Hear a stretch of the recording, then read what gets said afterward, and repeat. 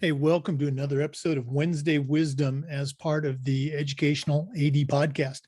We're going to be right back with today's guest, but first let's take a quick break and thank our podcast sponsors.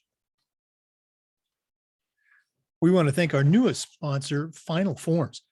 Final Forms is the industry leader in registration for athletic directors, but you got to know this. Final Forms is more than just registration and forms.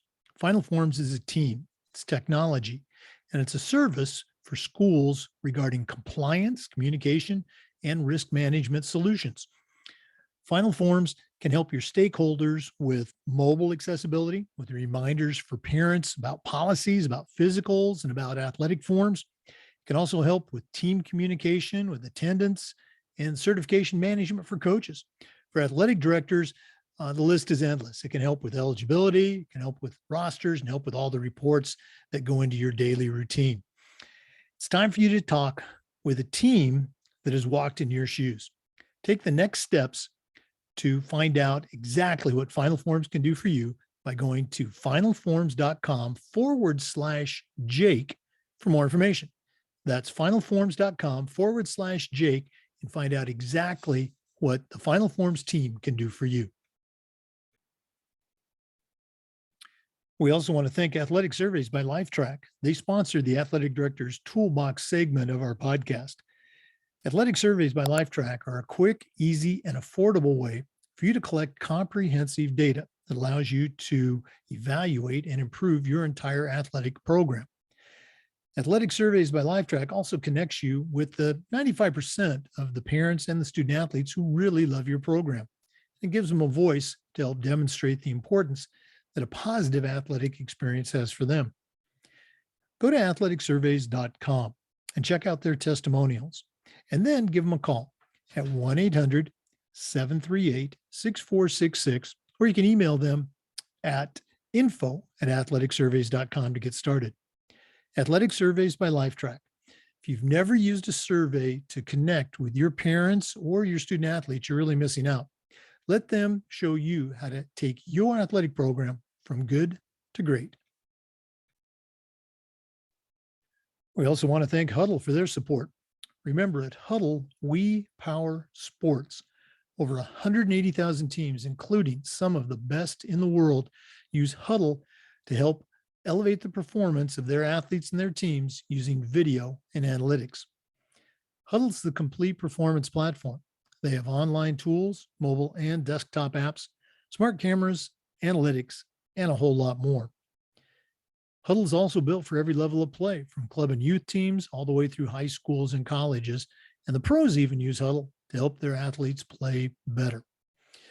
You're in pretty good company with over 6 million users, including your student athletes, a lot of their parents, and the coaches of the schools you're trying to get to recruit your kids. If you want to find out more about what Huddle can do for you and how your school can become a Huddle school, go to huddle.com and talk to their professionals. Remember, at Huddle, we power sports. Hey, welcome back, everyone, to another episode of Wednesday Wisdom as part of the Educational AD podcast. I am very excited to welcome back a good friend, Misty Buck. Misty was on season 1 of our podcast. She's got a tremendous background. I'll let her share a little bit about herself, but she is a certified professional life coach. She's also very involved with the mental aspect, mental performance for athletes. She's a former athlete, former coach, and she is an author. Let me hold it up right here. The Athlete Mental Health Playbook, a great resource for coaches and ADs. And again, very excited to have Misty Buck joining the Wednesday Wisdom team. Welcome. Hey, thank you so much. I was just actually, while you were introducing me, forgetting I had to put my phone on Do Not Disturb, because that would be my luck. The phone will go off. We were just talking about stuff going on. So hey, it wouldn't be a podcast without those types of interruptions. Wouldn't be a podcast.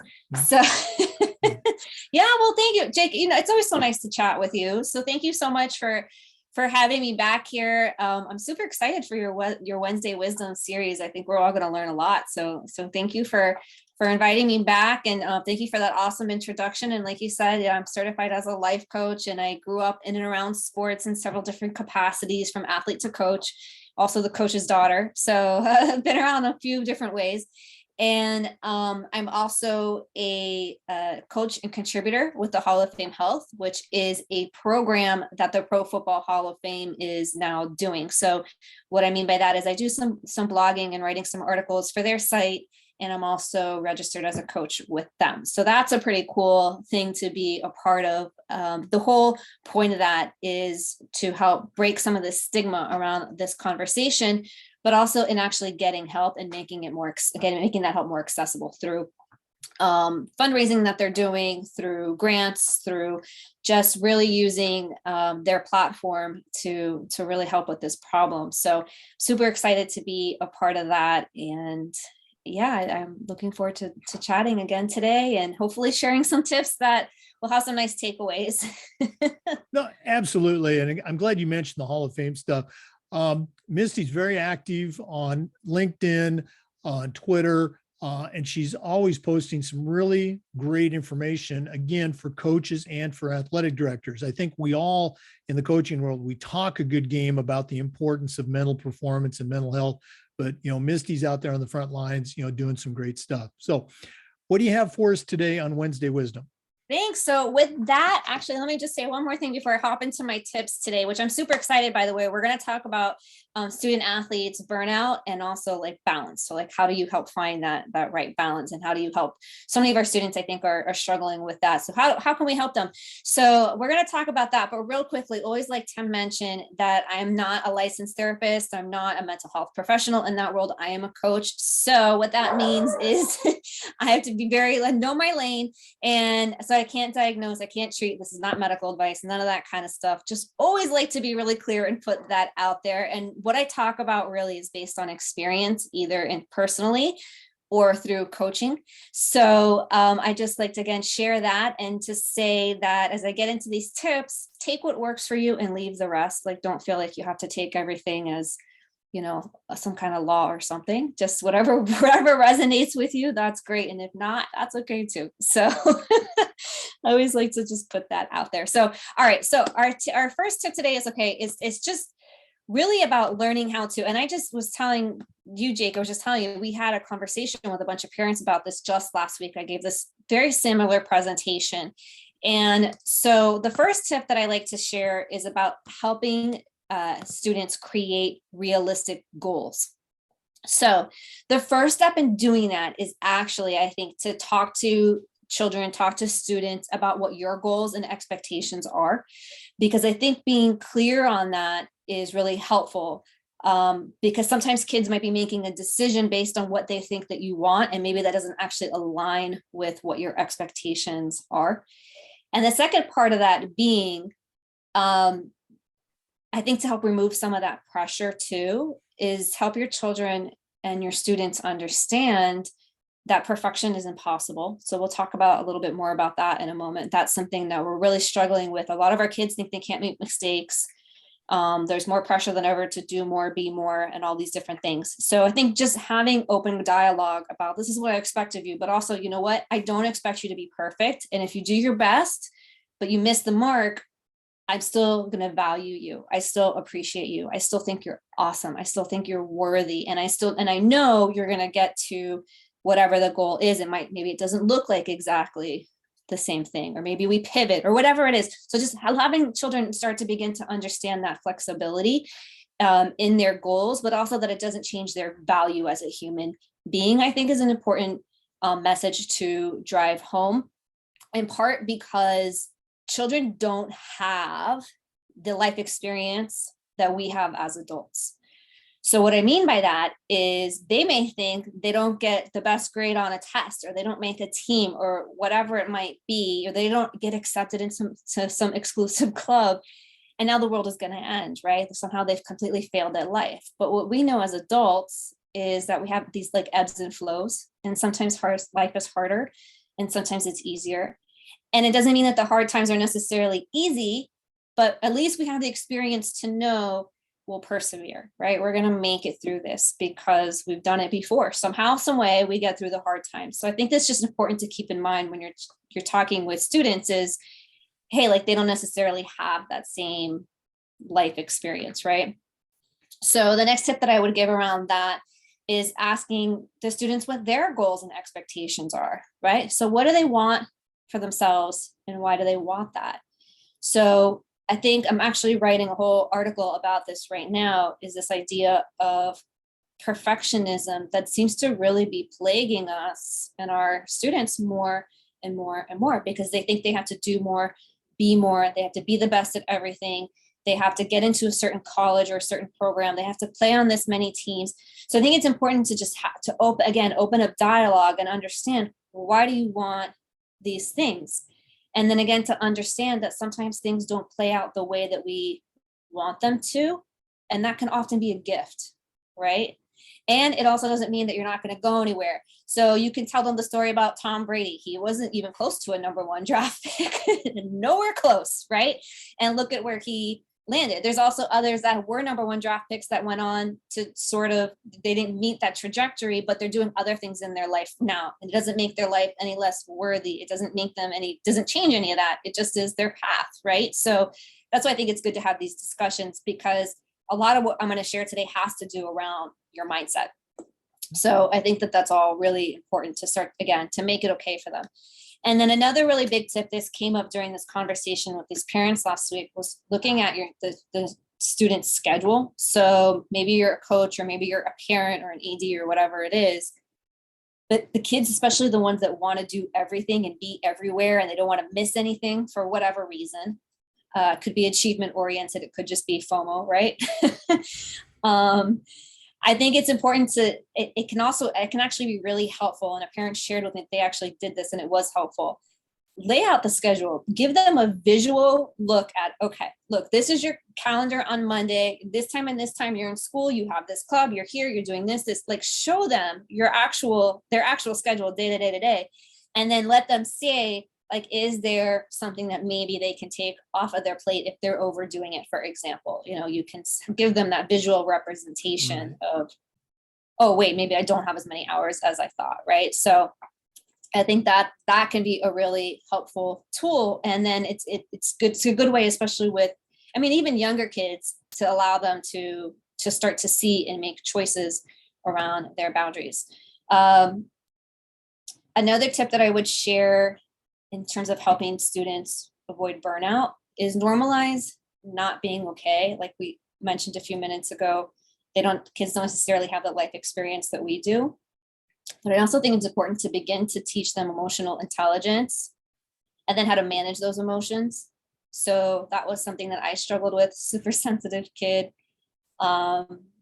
Somebody out there probably has a student like this or a child like this. They would see something on TV, a cartoon even, and something would happen and the kid would start crying. Like, that's me. So like just super, oh my God, I feel everything, right? So just trying, but also on the other side of that, I've been around adults too, who sort of don't want to face their emotions. And so they just don't feel anything. They try not to feel anything at all. And so learning that emotional intelligence, learning that you're human, giving yourself permission to have emotions, but then learning that resiliency, learning how to process those emotions, I think goes a long way in helping burnout, because you're able to actually pause and identify how you're feeling and walk through that, rather than just sort of letting it mount, either because you're on one side where you're totally like in it, like I used to be, and like just taken away by the emotion in a wave, or you're trying to ignore it and then it ends up coming out in other ways, right? So I think those are really important things to do. Did you have a question, Jay? Oh, no, I was going to say that those are great tips. And, at the end, as you were sharing all of them, at the end, you mentioned that word that we hear so much of, the last couple of years, is this idea of resiliency that was never mentioned 100 years ago, when I was in high school. And I'm going to guess maybe not even a couple of years ago when you were in high school and college. But training kids. And the other thing you brought up about perspective, a parent or a coach might be tempted to say to that middle schooler or that young youth kid, oh, it's not the end of the world. Come on. And for them, with their short lifespan, it is the end of the world because that's all they know. So providing that perspective and teaching them to be resilient. Great stuff. Yeah, thank you. I think that's super important. There is a mindful meditation that's called Just Like Me. You all can look it up if you're interested. But the basic premise is that like, I wish to be at peace, I wish to be happy, I wish all these things, and then turning that on to somebody else. But just like me, this person wishes to be at peace. Just like me, this person wishes to be happy. Just like me, this person wishes to be loved. And I think that's important to take that. I love that exercise personally for bringing that in with working with children, because we can often be like, oh, they're resilient. What do they know? They don't have problems, but their emotions and their experience is just as valid as what we have and what we're feeling. So I think that's important.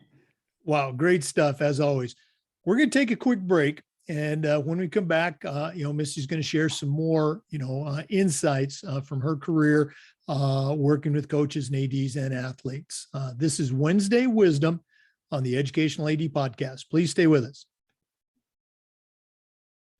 We want to thank Sideline Interactive for their support of Wednesday Wisdom and the Educational AD Podcast. It's becoming harder and harder to fund an athletic department these days, but Sideline Interactive's indoor scoring tables and video boards can generate $10,000 or more every year, while also creating excitement in the gym and the ultimate game day experience for your student athletes. Go to sidelineinteractive.com or call 832-786-0302 to schedule a live web demo and see their tables and boards in action. You can also email them at sales@sidelineinteractive.com and find out exactly what their fantastic products can do for you. That's sales@sidelineinteractive.com.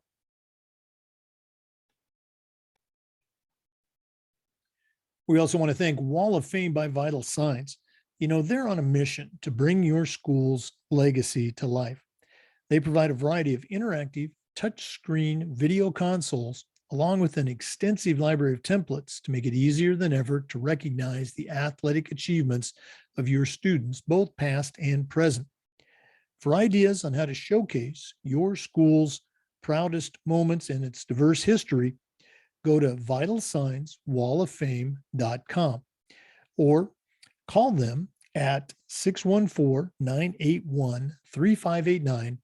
You can email them at sales@vitalsignswalloffame.com. That's sales@vitalsignswalloffame.com. Welcome back, everyone. We're visiting with Misty Buck, former athlete, former coach, and now a mental health performance professional. Okay. Also an author, the Athlete Mental Health Playbook. We're going to give you Misty's contact information before we go, but Misty, you've been sharing some tips for coaches and ADs and parents regarding, helping student athletes perform better and students.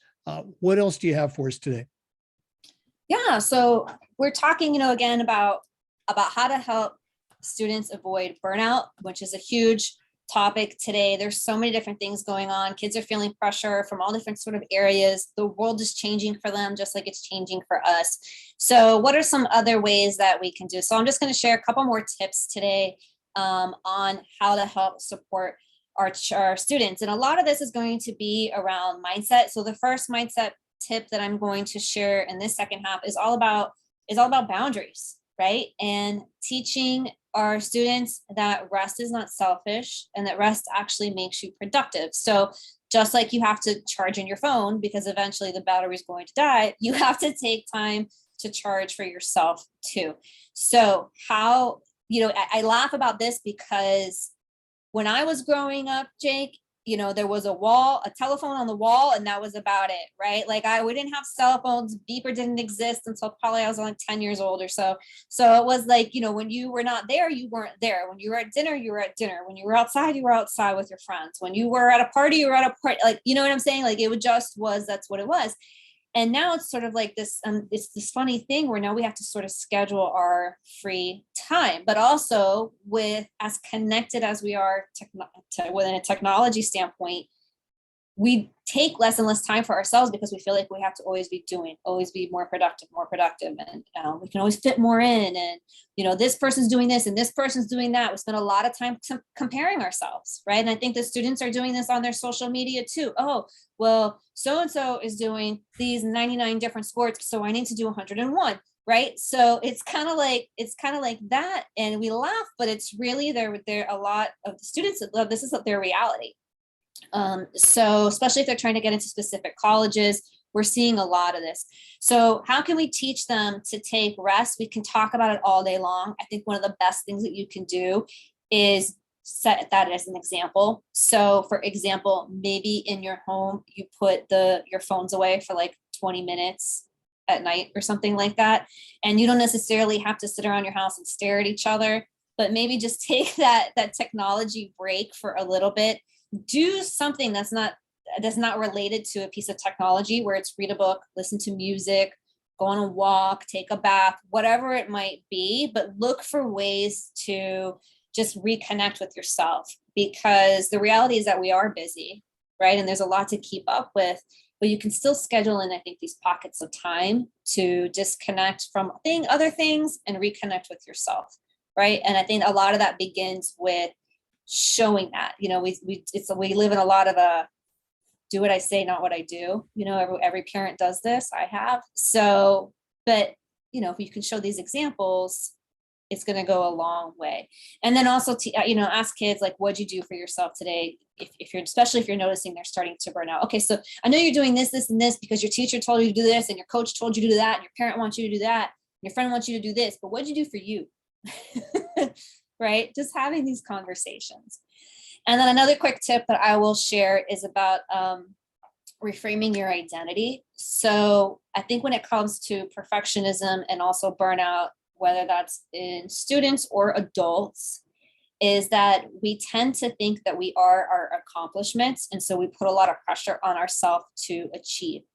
So what it's important to remind yourself that you're not your successes and you're not your failures. You're not what you do and you're not what you don't do. That doesn't define you, right? What defines you is your character. It defines how you live your life as a person. Like, what are you doing to help other people? Are you a good friend, right? Are you loyal? Are you honest? Are you respectful? I think those are the things that make us really who we are, because there's only so much that we can control in life. And I think the sooner that you learn that, life will be a little bit easier and you'll be a little bit happier, because you're like, okay, I missed the mark on that. And maybe I didn't make that goal.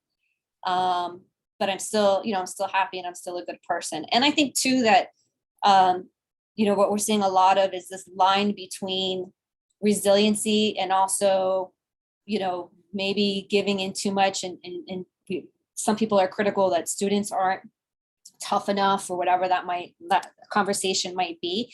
And so that's why I think it's important to teach this resiliency that, look, things are going to be tough and you're going to get uncomfortable. You want to reach something, you have to get uncomfortable to do that. You have to push yourself to do that. If you have to, you know what I mean? Sometimes you're going to cry, you're going to be upset, you're going to be exhausted. But if that's something that you want, then work towards it. However, when you reach a point where you are risking injury to yourself physically, right? Because you're pushing too hard, that now you might injure yourself in practice or in a game, or your mental health starts to suffer, then we need to take a look at that and see, okay, like, what's going on here? How can we deal with this better? And what's the right balance? So the point in all of this that I shared today is that there's no one right answer, but I think opening up the conversations and helping students feel valued for the person that they are can go a really long way. And having conversations will also help the student feel comfortable for you to come to you. And maybe if they are experiencing burnout and they are really, really struggling. Yeah, again, everything you said, just spot on. I'm glad you mentioned the part about rest and recovery, both from a physical standpoint, to allow, the body to heal and come back stronger, as well as, mental and emotional rest and recovery. You can't go full speed on an empty tank. Really, really good stuff, as always. Okay. Misty, if one of our listeners wanted to reach out and pick your brain a little bit or find out more about, what you can do with student athletes, and maybe even find out how to order your book, okay, Yeah. what's the best way that they can get in touch with you? Yeah, so there's a couple different ways. The website is Purpose, PURPOSE, Soul, SOUL, athletics, plural.com. So Purpose, Soul, athletics.com. And you can also reach me anywhere on social media. My handle on Instagram, which is where I'm at the most, is the Misty, MISTY, Buck, BUCK. So the Misty Buck. Or you can, I'm on LinkedIn pretty often too. So I would say head to the website, there's the contact form, all about the services that we offer, but then you can also just contact me on Instagram if there's something specific, or LinkedIn if there's something specific. And the book, Athlete Mental Health Playbook, how do they get that? Yeah, so that's available on Amazon. Again, if you go to my website, the link will be there as well.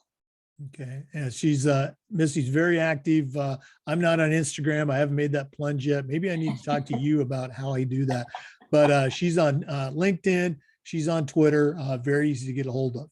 Misty Buck, thanks so much for sharing on Wednesday Wisdom. Thanks for having me. I appreciate it. And again, I love what you're doing. This is super, super cool. And what a gift of service to all the listeners out there. Oh, well, thank you. I certainly enjoy it and appreciate everything that you do as well. For our listeners, remember the Zoom recordings of all of our interviews get uploaded to the Educational AD Podcast YouTube channel. Come back again next Wednesday for more Wednesday Wisdom, and just about every single day for the Educational AD Podcast. Until then, thanks for listening. Have a great day. And we also want to thank Hometown Ticketing for their support. Hometown Ticketing is the leading digital ticketing provider to schools and colleges. You can find out more about what Hometown Ticketing can do for you and your program by going to hometownticketing.com. Hometown Ticketing, simple and easy online ticketing. And we want to thank all of our sponsors, including Hometown Ticketing, along with Sideline Interactive, Violet Defense, Huddle, Final Forms, Athletic Surveys by LifeTrack, and Wall of Fame by Vital Signs. Thank you for supporting Wednesday Wisdom, Team Building Tips, and the Educational AD Podcast. Thanks for listening, everyone.